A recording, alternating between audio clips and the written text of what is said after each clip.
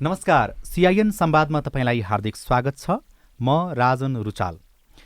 आज शनिबार विशेष भन्ने बित्तिकै हामीले अलिकति साहित्यका कुरा गर्छौँ, सङ्गीतका कुरा गर्छौँ। आज चाहिँ कविताको कुरा गर्ने दिन। हामीसँग स्टुडियोमा हुनुहुन्छ कवि, उहाँ चाहिँ ललितपुर जिल्लाका सहायक प्रमुख जिल्ला अधिकारी पनि हुनुहुन्छ, अमरदीप सुनुवार। यहाँलाई स्वागत छ सिआइएनमा। धन्यवाद यहाँलाई र सिआइएन परिवारलाई। आराम हुनुहुन्छ नि? एकदम आराम छु। अहिले चाहिँ तपाईँको प्रकाशोन्मुख कृति जो अब केही समयमै प्रकाशनमा आउनेछ, हाम्रो हातमा पर्नेछ, हामीले कविता पढ्न पाउनेछौँ, त्यसको तयारीमा हुनुहुन्छ तपाईँ। अब कविता लेखनको थालनीबाटै कुराकानीको सुरुवात गरौँ। यो ढिलो सुरुवात गरेका कारणले कृति प्रकाशन हुन पनि समय लाग्या हो, अथवा चाहिँ लेख्दै जाँदाखेरि बिस्तारै बिस्तारै कापीहरू भरिँदै गए अनि त्यस पछाडि चाहिँ अब प्रकाशन गरौँ भन्ने लागेर अलि ढिला भयो जस्तो तपाईँलाई लाग्दैन? एकदम स्वाभाविक हो। मेरो कवितासँगको प्रेम, कविता लेखनको चाहिँ थालनी खास गरेर माध्यमिक शिक्षामा पढ्दा म कक्षा 7मा मैले पढ्ने विद्यालयको वार्षिक उत्सव थियो र त्यो वार्षिक उत्सवमा कसैले केही न केही कार्यक्रममा सहभागी जनाउनु पर्ने हिसाबले मैले कवितामा सहभागिता जनाएँ। त्यो बेलामा म प्रथम भएँ विद्यालय स्तरीय कविता प्रतियोगितामा। त्यहाँदेखि कवितामा मेरो स्ट्रेन्थ रहेछ भन्ने पनि भयो र कविताप्रति, साहित्यप्रति रुचि अझ बेसी जाग्दै गयो स्वाभाविक हिसाबले। त्यसपछि +2 पढ्न काठमाडौँ आयो। काठमाडौँ आउँदाखेरि यो 11-12 अब प्रवीणता प्रमाणपत्र तह पढ्ने बेलादेखि अलिकति यो साहित्यमा, कवितामा, विशेष गरेर कवितामा मेरो रुचि हो। कविता लेख्ने गर्छु। त्यहाँदेखि सुरु भयो र तपाईँले भने जस्तै कविता लेख्दा पानाहरू भरिँदै गए र पछि अब यता केही सुरुमा जागिरी जीवन यता शिक्षण पेसामा लाग्यो। त्यसपछि निजामती सेवामा आएँ र यसरी आउँदाखेरि त्यसपछि कविता चाहिँ अरूका कविता पढ्ने, सुन्ने र कहिलेकाहीँ लेख्ने क्रमलाई निरन्तरता दियो र विशेष गरेर फोकस करियरतिर भएको कारणले अलि यसलाई निकाल्नुपर्छ भन्दा भन्दै अलि ढिलो भएको थियो। तथापि अहिले चाहिँ म अब यो 3 महिनाभित्रमा निक्लिने यो प्रकाशकसँग कुरा पनि गरिएको छ।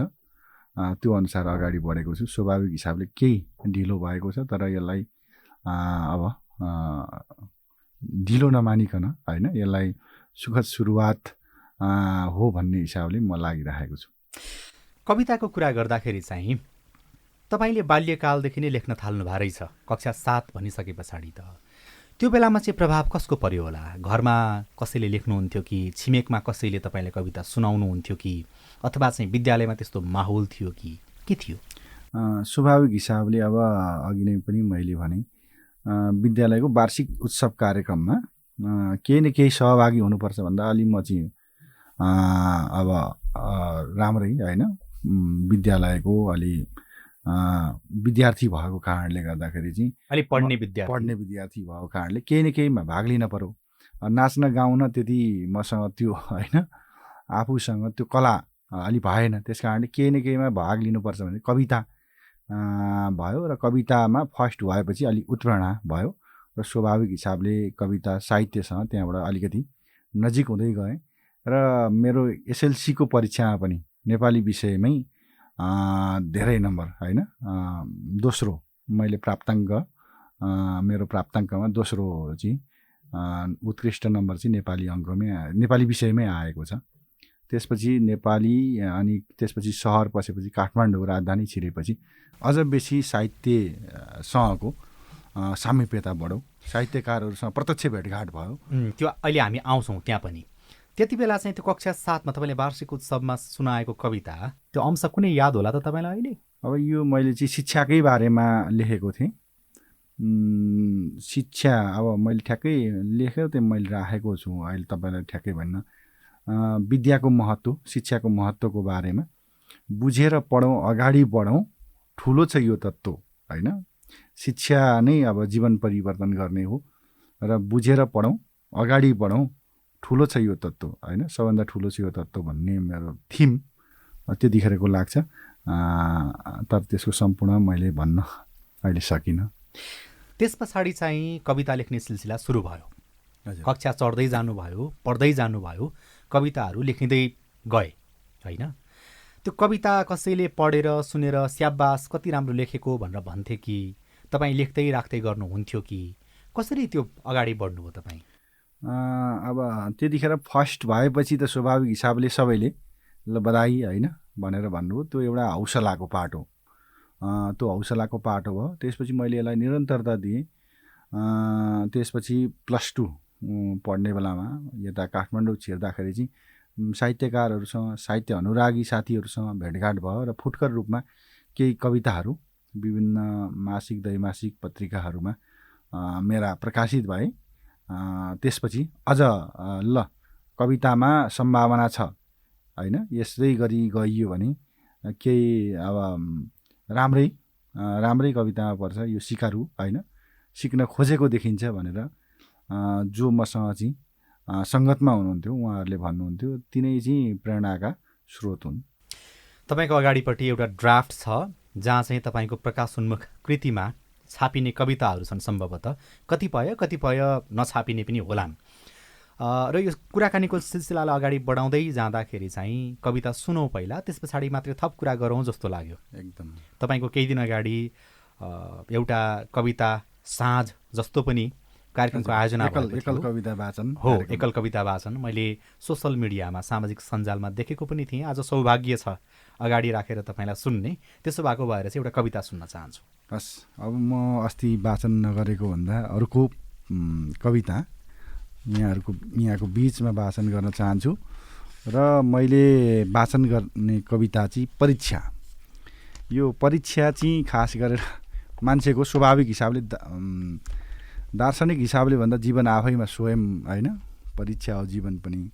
र खास गरेर हाम्रो दैनिक जीवनमा र यो हाम्रो करियरको प्लानमा पनि लोकसेवाको परीक्षा भनौँ, के को परीक्षा भनौँ होइन, शैक्षिक तहहरूका परीक्षाहरू। त्यस कारण परीक्षा जीवनसँग नजिक छ भन्ने हिसाबले त्यो अनुभूतिलाई मैले कवितामा उतारेको छु।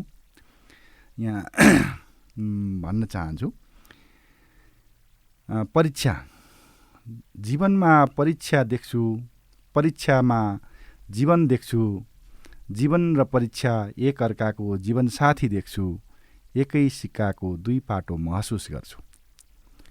आमाको गर्भबाट भ्रूण विकास हुँदादेखिका परीक्षाहरू, जीवनका सुखका पहाडका मृत्यु परीक्षाहरू, जीवनका सुखका दुःखका सगरमाथाहरूका जीवन परीक्षाहरू, पृथ्वीको प्रत्येक कण कणमा, गोलार्धको दायाँ बायाँ र तलमाथि, परीक्षाको फैलावट चौतर्फी, महासागरहरूको जलभरि, परीक्षाहरूको गहिराई अनन्त, महादेशहरूको जमिन मुनि मुनिसम्म।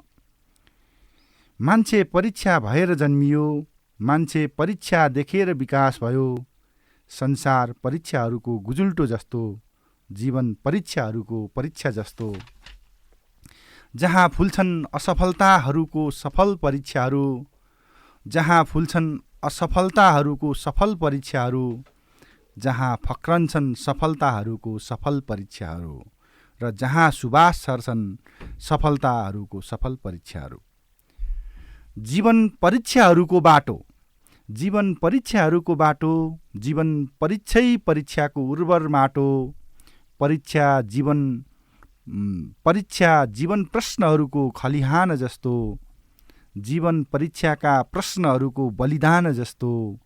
पार लगाउनु छ आफैले पाइलै पिच्छेका त्रैमासिक परीक्षाहरू, सफल बन्नु छ आफू प्रत्येक जीवन मोडका अर्धवार्षिक परीक्षाहरू। उत्तीर्ण हुनु छ मैले जीवनका छेडका वार्षिक परीक्षाहरू। यहाँ हाँस्दा परीक्षा, रुँदा पनि परीक्षा, यहाँ हाँस्दा परीक्षा, रुँदा पनि परीक्षा, बिउजदा परीक्षा, निदाउँदा पनि परीक्षा, नाच्दा परीक्षा र गाउँदा पनि परीक्षा, जन्मदा परीक्षा र मृत्यु हुँदा पनि परीक्षा। परीक्षा जीवनको मानक मापन जस्तो, जीवन परीक्षाको साधु साधक जस्तो। असरल जिन्दगीको प्रवेश पत्रहरू बोकेर, जिन्दगीका प्रत्येक मोडका परीक्षा केन्द्रहरूमा जिन्दगीको परीक्षा कापीमा लेखेर सिम्बोल नम्बरहरू जिन्दगीको कलमले निरन्तर लेखिरहे, जिन्दगीको कलमले निरन्तर लेखिरहेछु। गजब गजब। तपाईँले जसरी कविता सुनाउनु भयो नि, यो कविताको कृति प्रकाशनका लागि चाहिँ यो तपाईँले लेखेको कविताको जुन परीक्षा छ अथवा तपाईँले भोगेको जीवनको परीक्षा छ, त्योभन्दा पनि ठुलो परीक्षा जस्तो लाग्यो मलाई। यत्तिका समय पर्खनु पर्यो, अझै 3 महिना पर्खनुपर्छ कि भन्ने छ होइन? यो झन् ठुलो परीक्षा हो। स्वाभाविक हिसाबले अब यो परीक्षै हो, प्रकाशित गर्ने, आर्ट गर्नु होइन, मान्छेहरूको बिचमा जाने, बिचमा सार्वजनिक हुनु होइन, सार्वजनिक रूपमा प्रस्तुत हुने आर्ट गर्नु, कम्बर कस्नु, आर्ट गर्नु स्वाभाविक हिसाबले परीक्षा। अलिअलि डर पनि छ, श्रोता, दर्शक, पाठक कस्तो प्रतिक्रिया होला, के भन्नु होला, आलोचना होला कि समालोचना कसरी होला, अथवा कस्तो खालको चाहिँ टिका टिप्पणीहरू गरिएलान्? अब स्वाभाविक हिसाबले अब 7 कक्षादेखि कविता यात्रा थालनी गरेको अहिलेसम्म आउँदाखेरि एक लेभलले अब प्रकाशित गर्ने आर्टसम्म कस्दाखेरि, आर्ट गरिराख्दाखेरि स्वाभाविक हिसाबले यसलाई मैले लिएको छु। केही न केही एकल वाचन भर्खरै सम्पन्न भयो 3 हप्ता अगाडि, र त्यसले त्यहाँ एकल वाचनमा आउनुहुने 55-60 जना सहभागी श्रोताहरूले चाहिँ ल राम्रो छ, यसलाई प्रकाशित गर्न जानुस् भन्ने उहाँहरूको हौसला पनि भयो। स्वाभाविक हिसाबले अब यसलाई प्रकाशित गर्ने हो र जुन टिका टिप्पणी यसलाई स्वाभाविक हिसाबले लिनुपर्छ भन्ने त्यो म्याचुरिटी होइन त्यो आएको छ। स्वाभाविक हिसाबले सकारात्मक आउलान् अथवा यसलाई अझ निखार्दै लानुहोस् भन्ने आउलान्, त्यसलाई मैले स्वाभाविक हिसाबले लिएर मनन गरेर अगाडि लानुपर्छ र प्रकाशित गर्नुपर्छ भन्ने मोडमा त्यो बिन्दुमा म पुगेको छु। कविता भन्ने बित्तिकै थुप्रै प्रकारका हुन्छन्। कविताभित्र पनि विभिन्न खालका विधाहरू छन् होइन? कसैले पद्यमा लेख्छन्, कसैले गद्यमा लेख्छन्। लयात्मक कविता लेख्दाखेरि चाहिँ, छन्दमा कविता लेख्दाखेरि चाहिँ अलि बढी अप्ठ्यारो हुन्छ भन्ने मान्छेहरू पनि मैले देखेको छु, भेटेको छु। होइन, छन्द बिनाका कविता लेख्न पो झन् अप्ठ्यारो हुन्छ भन्ने मान्छेहरू पनि उत्तिकै भेटिन्छ, किनकि त्यहाँ रस हाल्नुपर्छ, शब्दहरूमा रस हाल्नुपर्छ, बिम्बहरूमा रस हाल्नुपर्छ भन्ने मान्छे पनि मैले भेटेको छु। आफैमा लय रस हो, त्यो लय रस नभएको कवितामा थप बिम्बात्मक रसहरू हाल्नलाई झन् गाह्रो हुन्छ भन्ने मान्छेहरू मैले भेटेको छु। तपाईँलाई के लाग्छ एउटा कविका हिसाबले कविताहरू कस्तो हुनुपर्छ? स्वाभाविक हिसाबले मैले लेखेका पहिलेका जो माध्यमिक तहसम्म मैले कविता लेखेँ, मैले त्यो पद्यमै लेखेँ र मेरो छन्दमै आधारित कविताहरू र कतिपय 11-12 पढ्दासम्मको, +2 पढ्दासम्मको मेरा कविताहरू पहिलो चरणको कविता यात्राका पहिलो चरणका चाहिँ कविताहरू आफूले त्यसलाई अब सिकारु होइन फेज भनेर म भन्छु।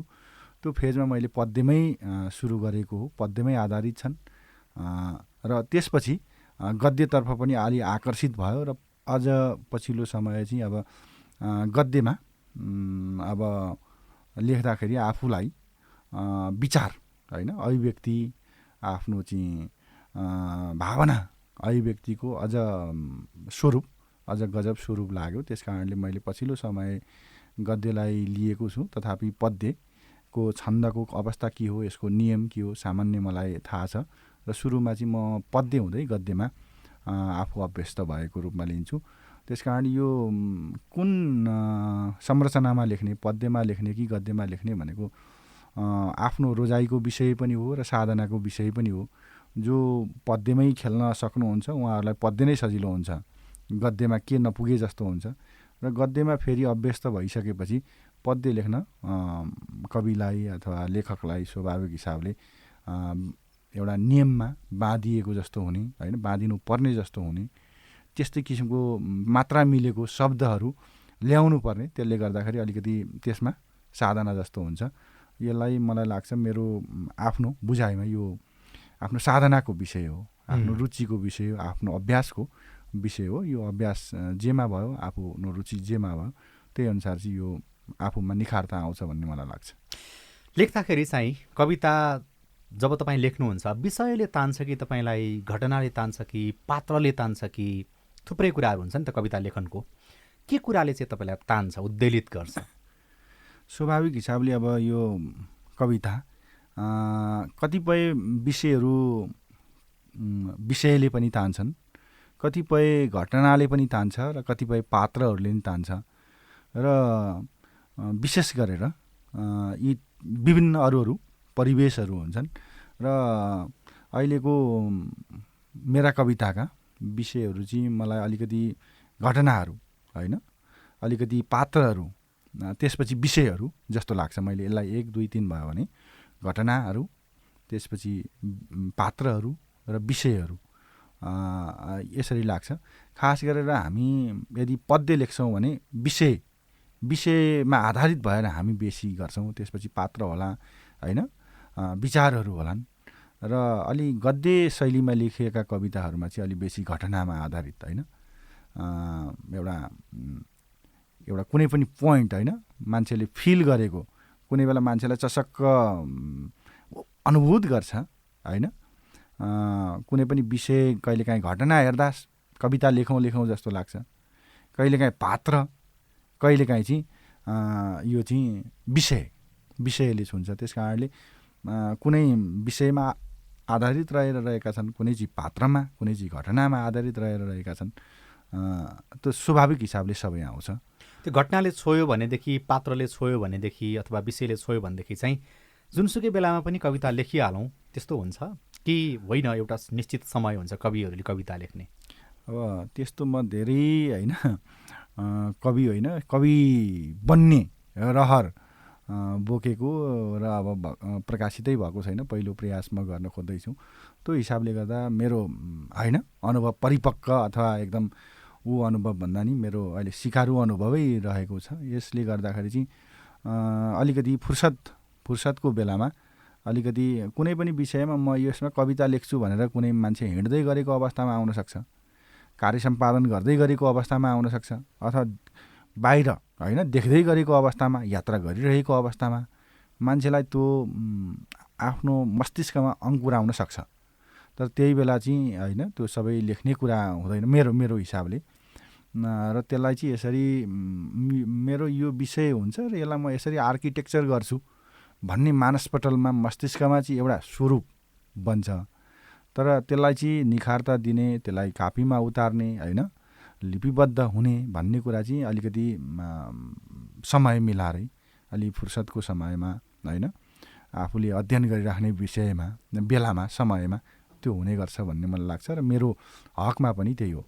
कुनै बेला आउँछ, भावनाहरू आउँछन्, म यसरी गर्छु, यो हिसाबको लेख्छु, विषय मेरो यो हुनेछ भन्ने एउटा आर्किटेक्चर आउँछ।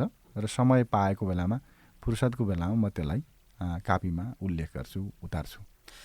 कविहरूको कवितामा चाहिँ थुप्रै कुराहरू भेटिन्छन्। कहिले गाउँ भेटिन्छ, कहिले सहर भेटिन्छ, कहिले भूगोल भेटिन्छ, कहिले वातावरण भेटिन्छ, थुप्रै कुराहरू, कहिले संस्कृति भेटिएला होइन, कहिले लोकका विभिन्न खालका आलोकहरू भेटिएला। तपाईँका कवितामा हामीले के कुराहरू भेट्न पाउँछौँ?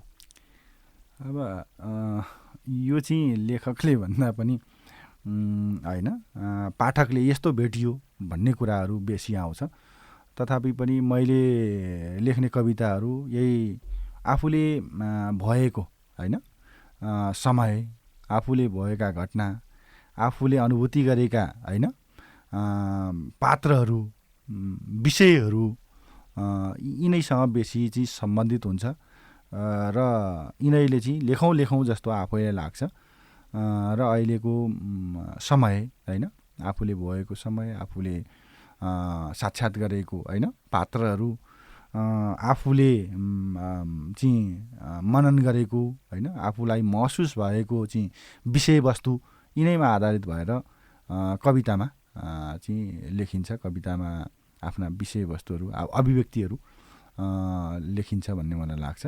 तपाईँले चाहिँ अहिलेको समयलाई अथवा हामीले देखिराखेको भूगोललाई अथवा हामीले भोगिराखेको चाहिँ जुन अहिलेको परिस्थिति छ त्यसलाई कसरी शब्दहरूमा कविता बनाएर उतार्नु भएको रहेछ एउटा कविता सुने पछाडि पनि थाहा हुन्छ।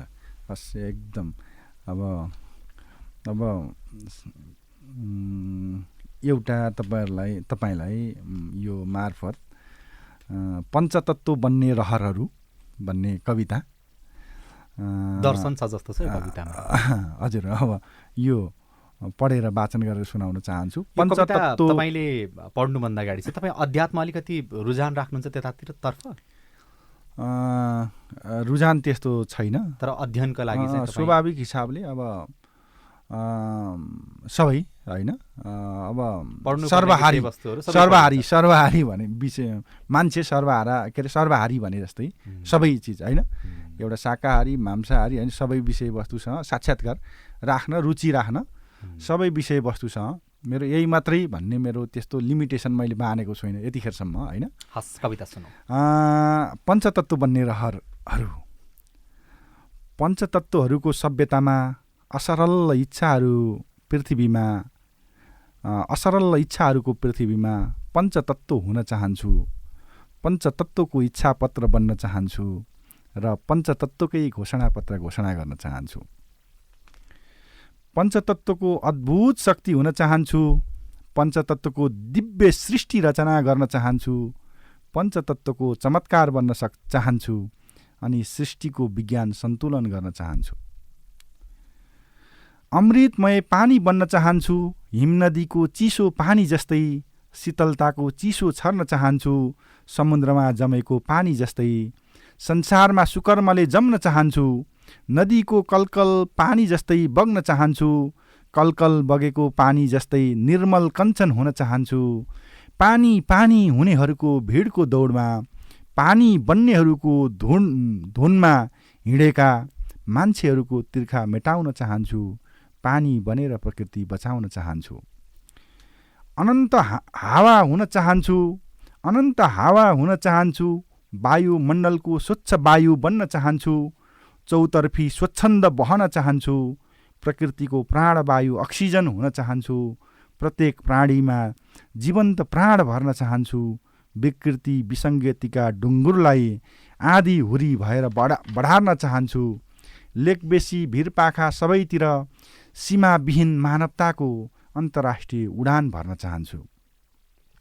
रङ्गीन आकाश बन्न चाहन्छु, जीवनको आकाशलाई चुम्न चाहन्छु, आकाशको कालो बादल फार्न चाहन्छु, बादल पारीको पराइपन चिर्न चाहन्छु, शकुनी षड्यन्त्रहरूमा चट्याङ पार्न चाहन्छु, अप्राकृतिक उल्का वर्षा छेक्न चाहन्छु, मनभरि आकाङ्क्षाको ओत हाल्न चाहन्छु, जीवनको जीवन बाँच्न चाहन्छु, जीवनहरूको जीवन बाँच्न चाहन्छु, जीवन आकाशको क्षितिज उगार्न चाहन्छु, सस्य श्यामला पृथ्वी बन्न चाहन्छु, धरती माताको आधार हुन चाहन्छु, पृथ्वीको प्रतिमूर्ति भई शीतलता छर्न चाहन्छु, धरती फाट्दा फाटेका मनहरू सिउन चाहन्छु, धरती माथि टेकेर उभिएर बाँचेका मनहरू टुट्दा धरती जोड्न चाहन्छु, प्रकृतिको ब्याडमा सुशासनको बिउ उमार्न चाहन्छु, सिरिसेका खेतका गरामा समृद्धिको धान रोप्न चाहन्छु, वनपाखा लेकबेसीमा खुसीको हरियाली बन्न चाहन्छु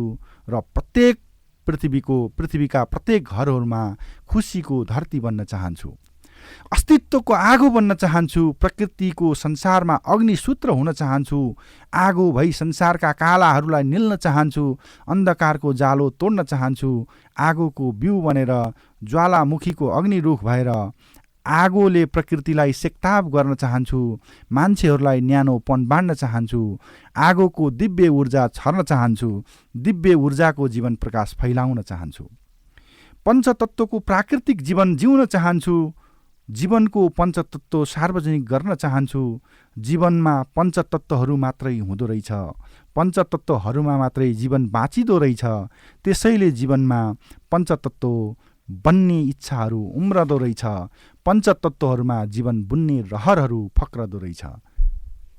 गजब। यो कविता बुझ्नलाई चाहिँ अलिकति पञ्चतत्त्व पनि बुझेको हुनुपर्दो रहेछ। एउटा पाठकको हिसाबले, अहिले त श्रोताको हिसाबले मैले त्यस्तो महसुस गरेँ। कविता तपाईँलाई के लाग्छ, कति लेखन हो कति वाचन हो? स्वाभाविक हिसाबले अहिले कविताको इतिहास हेर्दाखेरि सुरु त पहिलो कुरो त लेखनै हो होइन, लेखनपछि मात्रै वाचन आउने गर्छ। आजभोलि त वाचनलाई प्राथमिकता दिइन्छ, तपाईँले देख्नुभयो स्वाभाविक हिसाबले। त्यसकारण मैले सर्वप्रथम प्रारम्भिक कालमा लेखनलाई नै पहिलो कुरो मानिन्छ र एउटा वयस्क होइन, अहिले हामी यहाँ जुन उमेरमा आइपुगेका छौँ यो हाम्रो बाल्यकाल होइन, के अरे the child is the father of the main भन्ने होइन, एउटा अङ्ग्रेजी साहित्यकारले नै भन्नुभएको छ, the child is the father of the main होइन, मान्छेको बुवा त्यही बच्चा हो, उसको बच्चोपन नै हो। त्यस कारणले कविता पछि लेखिएको कुरा पढिने हो, वाचन गरिने हो।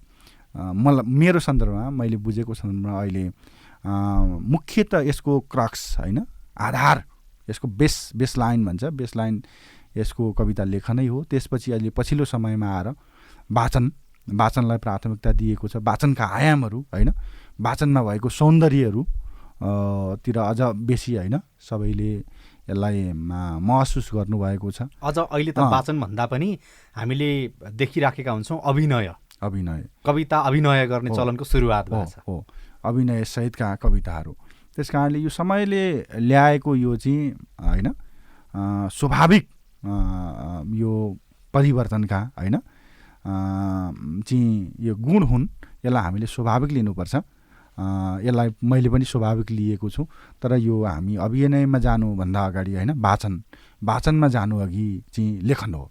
त्यस कारणले यसको बेसलाइन लेखन हुँदै नै माथि आएको। त्यस कारणले हामीले कविताको होइन कवितालाई न्याय गर्ने दृष्टिकोणबाट हेर्नुपर्छ भने यसलाई लेखन, वाचन, अभिनयसँग हामीले सँगसँगै लिएर जानुपर्छ भन्ने मलाई लाग्छ।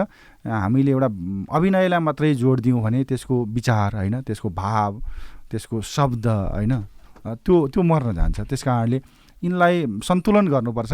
त्यस कारण एउटा पक्ष मात्रै ठिक भए हुन्छ, एउटा पक्ष चाहिँ राम्रो, अर्को चाहिँ ध्यान दिनु पर्दैन भन्ने मलाई लाग्दैन। यसमा सन्तुलन, समन्वयिकता कोही दृष्टिकोणबाट जानुपर्छ भन्ने मलाई लाग्छ। कहिले चाहिँ जस्तो कार्य सम्पादनको क्रममा कुनै घटनासँग जोडिनुभयो, तपाईँ कुनै विषयसँग जोडिनुभयो होइन, र काम गर्दाखेरि चाहिँ त्यसमा सन्तुष्टि मिल्दैन, किनकि त्यसका पनि सीमितताहरू हुन्छन्, एउटा दायरा हुन्छ। मैले यो गर्न सकिनँ, यसमा चाहिँ मेरो पूर्ण रूपमा सन्तुष्टि छैन काममा भन्ने भयो भने बेलुका आएर कविता कोर्नुहुन्छ र त्यहाँबाट तपाईँ सन्तुष्टि प्राप्त गर्नुहुन्छ। स्वाभाविक हिसाबले कहिलेकाहीँ गर्न खोजेका कुरा, गर्न नसकेका कुरा कवितामा आउलान्। कहिलेकाहीँ गर्दै राम्रो गरेका आफूलाई होइन, ल मैले त यो राम्रो गरेँ भन्ने आफूलाई, आफ्नो सेल्फ होइन, आफूमा भएको स्वाभाविक हिसाबले आफूलाई त्यो लागेको छ भने त्यो पनि लेखिएला होइन। कहिलेकाहीँ चाहिँ गर्न आफूले होइन त्यो पर्सेप्सन पनि राखिँदैन, कहिलेकाहीँ चाहिँ गर्न सकिँदैन, पछि आएर थाहा हुन्छ यो गर्न पाएको भए त्यो पनि लेखिएला होइन। अरूको राम्रा गरेका चिजहरू देखेर पनि लेखिएला। त्यस कारणले यी चाहिँ सबै कुराको संयोजित हो। एउटा मात्रै हुन्छ भन्ने, एउटा मात्रै लिमिटेसन अघि नै मैले भने होइन, मेरो जीवनमा मैले आफूले गर्ने उसमा एउटालाई मात्रै, पक्षलाई मात्रै भन्दा पनि एउटा विषयलाई मात्रै चाहिँ प्राथमिकता दिने, अरूलाई नेग्लिजेन्स गर्ने भन्दा पनि आफूले होइन आएका, आफूले फेस गरेका, आफूसँग साक्षात्कार भएका विषयलाई ती सबैसँग साक्षात्कार हुने र आफूलाई मन लागेका विषयमा कवितामा पोखिने हो भन्ने मलाई लाग्छ। तपाईँले चाहिँ कविता प्रकाशन गरिसके पछाडि र पाठकको माझमा पुगिसके पछाडि त्यस पछाडिको प्रतिक्रियासहित अर्को बसाइ बसौँला। यो कविता लेख्ने सिलसिला जारी रहोस्। तपाईँलाई शुभकामना छ। धन्यवाद यहाँलाई नि। यो सँगै आजका लागि CIN संवाद सकिएको छ। प्राविधिक साथी सुभाष पन्त र राजन रुचाल बिदा भयौँ। हवस् त, नमस्ते।